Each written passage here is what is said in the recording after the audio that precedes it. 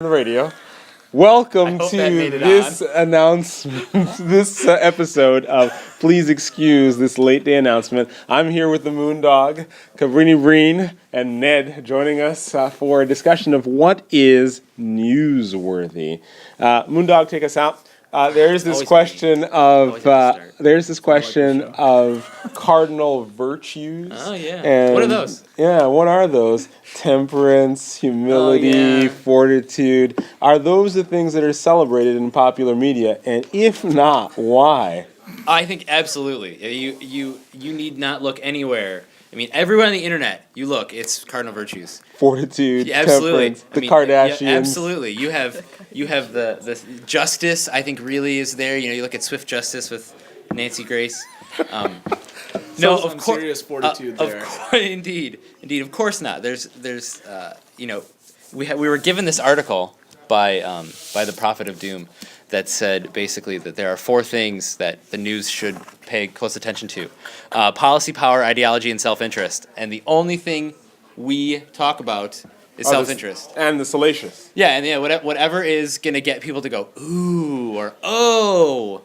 So basically the media are like a mirror for us. They say who we really are, not who we claim to be. Yes, that's true. I think that it's one of those odd mirrors in that when you go to a funhouse, we get a distorted image of what we should be and what we think we want to be, and that's what the media gives us. So it's not easy being Breen. What do you think, therefore, about this question of the funhouse? Is that what the media provide, these distorted mirrors? Distorted mirrors of ourselves? Yes. No. I think they provide us a window into. It's a freak show. You know what I mean? Maybe that's a better analogy. We're gonna see weird and ridiculous things that we wouldn't in our everyday lives. Yeah. So Ned, do you watch the news? I mean, are you a CBS evening news person, or you just wait for TMZ to come around? More of an E-news type person. E-news. So what kind of stories make it onto E-news? Usually with fashion, celebrities, their drama. Their drama. Yes. So is it usually scandal or just drama? Scandal a lot of times. So how big was the Demi Moore thing where she gets rushed to the hospital and you listen to a 911 call? Is that E-news? Yeah. Or is that sort of what? So Yeah. why do you watch? What keeps you watching something like that? I don't know, just getting the update, I guess, on people, and it's interesting to see what their lives are like and what's going on in their life. If their lives were happy, would you be watching? That's my next question. Probably not. I think everyone likes the drama and scandal. I mean, that's why we watch the Kardashian shows. Is it the shame that we like to see people ashamed? I don't think anyone wants to admit it, but probably. So back to the morality question, Moondog. What does this say about us that we want to see people shamed? The only thing that Americans like more than a hero is a fallen hero. That is, I mean, I think that has been proven time and time again. We love to build people up, and then we absolutely love to tear them down. Look at Britney Spears. She is going through, she went through legitimate psychological trauma, and all we can do is grab our snacks and head for the nearest TV and watch her shave her own head and not wear undergarments and I get become the a fallen complete part, but when was she ever a hero? Well, we build people up to be heroes. That's the thing. Really? Absolutely. If you think that there were not kids who looked up to her, then I think you're dreaming. So name believe. Kim Kardashian's acts of heroism for me, please. Oh, I don't think that. But that's the way she's being lauded. People think that she is, she's got this fashion line and she's in the public eye, and so she becomes this figure that people look up to.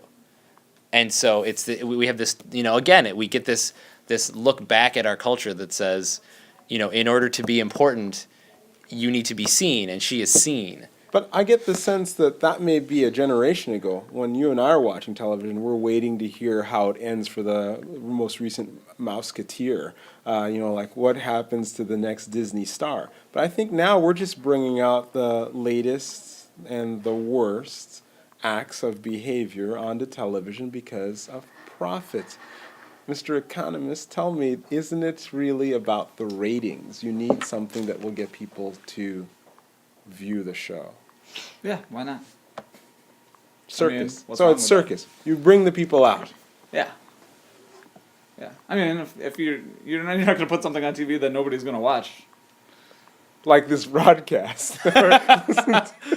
But my question then, Ned, is do you feel there's something that we could be teaching in school, let's say in a values in the media class, God. that What a would terrible that would class. That teacher's immunize you, awful. that would immunize you against this very real need that people have to watch a train wreck?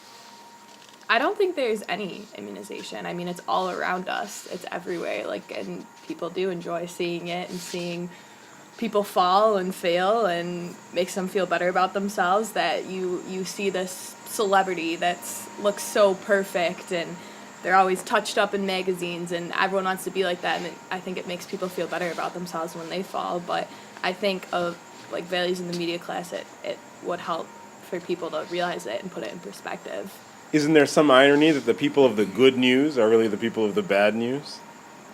Yeah, definitely. What would Jesus do? Mr. Oh my Mooney? God. WWJD. Just Wow. asking. Weep. What would he do? Well, what's it? Jesus wept, right? Yeah, Jesus I wept, think period. that's- Is that what you'd say? I think that's obviously that we all have a chance for salvation and a chance to repent. But I think, the idea is we're called to be good to one another. We're called to rejoice in the good and to pick people up when they're down. We're not called to kick people when they're down. We're not called to watch people fall. And that's the scariest part to me, is that what Mr. Breen said, you're not going to put something on TV people won't watch. And so in order for people to watch it, it has to be negative. Look at all some of the highest rated shows are crime shows where it's murder. And I love the shows. I will freely admit it. I am a glutton for, I really like NCIS, and I really like Bones, and I really like, but what is the premise behind the show? It's someone has died. And well, that's also the premise behind the gospel, I would say, right? Well, true, Crucifixion is sure, kind but it's not. They're not Crucifixion is kinda gruesome. in the same. There's no hope to be found in these shows, and there's hope to be found in the crucifixion.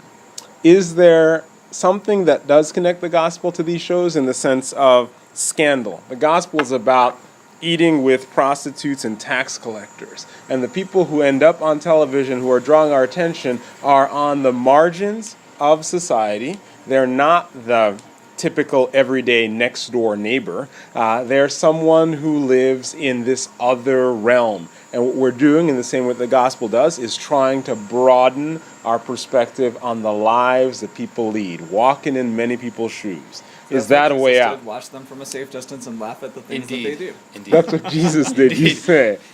Oh wait, no, that's Wait, the no, opposite. right, That's what he yeah. did, yes. Good call.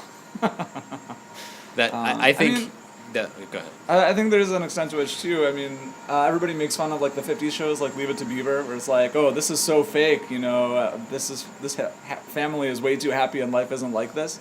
And now it's like, well, here's reality TV. Of course, there's nothing less real than reality TV. But I mean, if you put real life on TV, nobody would watch that. We all live real life. I think the reason why we watch is because it's like the things that we like in real life, unfortunately, for better or for worse. In real life, we also sit around with our friends and laugh at people that we don't know, who are doing and saying things that we find ridiculous. And a TV is just an extension of that. Or when we watch The Soup, which I love, it's the same kind of thing. You're with a community of like-minded people. Joel McHale. Good show. It is a good show. And you're laughing at people doing ridiculous things. And So explain YouTube to me, Ned. It appears that your generation really just wants 30 seconds of the most inane possible act that can be caught on film. Go ahead, set it on Explain fire. YouTube. Yeah. I guess it's just a way to share media. I mean, people find certain things funny. I don't know. It's just a way for people to get their stuff out there, and people do take joy in laughing at everybody else because, I mean, they don't know the person. They have no personal connection to them. They feel like when someone gets hurt in a video, they're not like, oh, that sucks. Like, I know that person, that they got hurt. It's just funny. Like, the way they fell was funny. They went flying off a trampoline. It's funny. Baby on a trampoline and see what happens. Go Bois is a particularly hilarious video. Little girl with the dog. Do you think that there's any sense that we may hit a threshold when not even this entertains us anymore? Gladiators. And so there was a movie that came out a long time ago called Network. You can ask your parents about it. It came out in the '70s. But one of the premises there is no real limit to how far we will go in order to be entertained, and things that we would consider immoral might eventually become the only things that we tune in for. Is that likely, or do you think no? People will always keep it in bounds. It'll be marginal. People but are not- known for their moderation. Oh, we're back to the cardinal virtues. Temperance is just seen People are everywhere. known, especially today, especially in this country. We're really known for our ability to limit ourselves. You know, we have a nice fun governor that we all wear, and nobody ever goes over the line. I was talking to a buddy about a UFC fight that had gone on. Chael Sonnen versus Michael Bisping. It was a total joke. Chael Sonnen should not have won the fight. Anyway, and he said, give them weapons and I'll watch, because that's all it really is. And he was, he's making an interesting moral point that, we're watching people beat the stuffing out of each other for fun, but that's the direction we're going in. People don't watch boxing, the sweet science, anymore in favor of mixed martial arts. Why? It's more fun. It's more brutal. Despite the fact that no one's ever died in the ring, like in boxing, it's pushing the boundary ever further. So it'll be interesting to see how I think the NFL treats this as they're trying to soften the league, right? Taking away all of the hits on the quarterback, which everybody loved. They have DVDs about the greatest sacks, and you've got Lawrence Taylor ripping people's heads off. Not literally, obviously, but you trying to a leg if you're talking about Joe Theismann. Oh man, that's YouTube Joe Theismann broken leg. Anyway, see, we don't know him, right? Notre Dame, it is all terrible. People literally cheered when that happened. Oh, it's brutal. It's bad.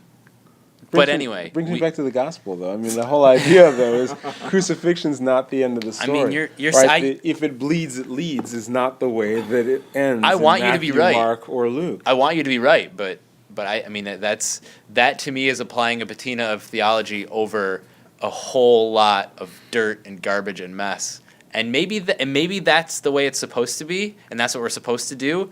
But I think that we're seeing I think we're seeing Abe Lincoln and the potato chip. I think we're seeing what we want to see if we look at it that way, not necessarily what is. Any last thoughts, Breen? I do think we're more moderate than we give ourselves credit for a lot of times. I mean, people have died in boxing, right? Like, what's the guy's name who killed a guy like one punch in the boxing ring? Like, he didn't mean to, but the German boxer, I can't remember what his name is.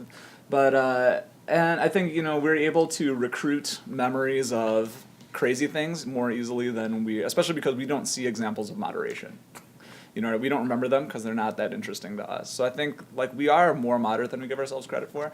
But I mean, we have to watch ourselves with what we're putting into our minds. You know what I mean? Garbage for a lot of times it's harmless. It really is. But sometimes if we begin to realize, wait, I like this TV show because it's the same thing I do in real life, which is make fun of people who we should be reaching out to, then you're realizing, wait a second, I could be living out the gospel in a way that I'm not.